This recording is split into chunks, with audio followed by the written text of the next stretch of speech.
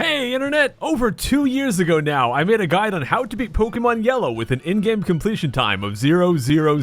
The problem is I kinda sorta got a few details wrong, and a lot of people have had trouble following that guide. Also, since that video went out, people have asked me if you can do the same glitch on Pokemon Red and Blue. The short answer is, yeah.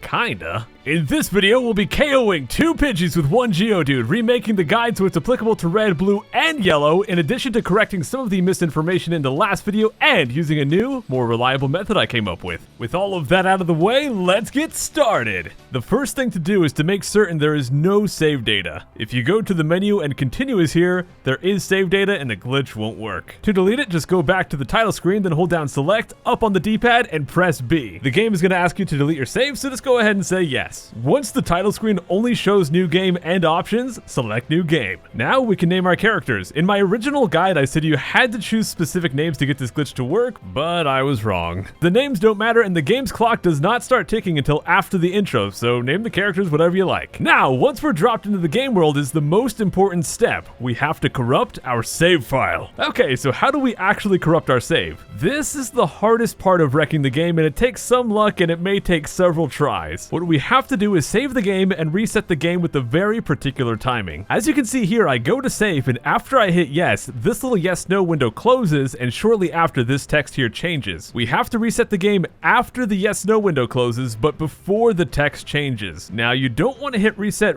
right after hitting yes, you have to wait just a little bit. And by the way, if you're doing this on the 3DS version, just tap the bottom screen to choose reset. Okay, so we saved and reset the game. After doing this, there are a few possible results. One possibility is when you go to load your game up, it'll tell you your data was destroyed. Or it might not say that, but you have no continue option either way. If either of those happens, just select new game and try again. It didn't work. Another possibility is the menu will have a continue option, and this is what we want to see, but it does not mean we necessarily have save corruption quite yet. To test out if we have corrupted our save, just go ahead and load up the file, go to the menu and select the Pokemon option. If nothing happens, unfortunately, the save corruption did not work. If this happens, you need to start all over, so go back, reset your game, make absolutely certain you delete your save file so there's no continue option, then start a new game and try again. However, if you select the Pokemon option and it actually opens the Pokemon menu, then awesome, the save is corrupted. It might take you a lot of tries to get to this point, so to stick with it, try over and over, eventually you'll get it. Just make sure you delete the save file after every attempt. Alright, the next step is we have to glitch our item menu. To do that, we just go back to our Pokemon menu, and thanks to the save corruption, we can scroll our cursor past the usual 6 Pokemon slots. It can even go all the way off the screen and much further beyond. There's a few ways to glitch the item menu like we want to, but just so we're all on the same page, what we're going to do is grab the first Pokemon right here, select swap, and then swap it with the very first Pokemon off screen right here. So all I did was I put my cursor all the way to the bottom and then press down one more time. And there we go, our item menu is now glitched. Alright, so with that, we're actually done with the Pokemon menu. Now just go to the item menu and hold down for a while. Eventually, some CRUD will pop up. At this point, your cursor might get stuck, or it might not. If your cursor does happen to get stuck, just press A whenever it does to free it up and keep going. Eventually, you'll see a Master Ball. Just ignore that first Master Ball you see and keep going down until you see a second Master Ball, which is going to be near an HM04. Once you see this one, go ahead and select it and hit toss. Basically, depending on how many of this Master Ball we toss, when we walk out of our house, it's going to warp us to a different location. So what we want to do is toss the exact right amount to warp us to the very end of the game. So we're going to go all the way up to 99 and a little bit further beyond. So keep going up and you're going to start seeing these little picture dudes. Keep pressing up until you see this picture right here, which is going to look very similar to this picture, but don't confuse them. You want to have this picture and 8. Once you've got exactly that many, go ahead and toss it and then exit your house. Suddenly, you're at the end of the game. All right. And we've got the best Hall of Fame entry ever. So there it is, guys. That's the entire trick. If you're fast enough doing this, you'll have a completion time of 000. Doing it that fast is kind of hard though, so don't feel bad if you get 001. That's what I usually get, so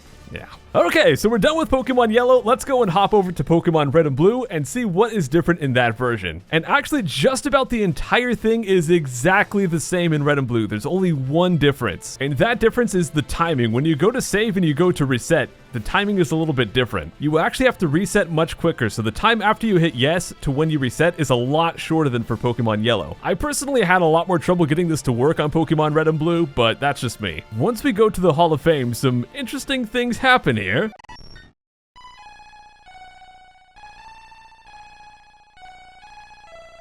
But after that point, unfortunately the game freezes. We cannot continue, we cannot see the credits. So it's up to you to decide if this counts as actually beating the game. That's gonna wrap things up, guys. Thank you so much for watching. If you watched the initial guide and then this one, I hope this was a little bit easier to follow. If you try this glitch out yourself, good luck. Hopefully it works out. Have fun.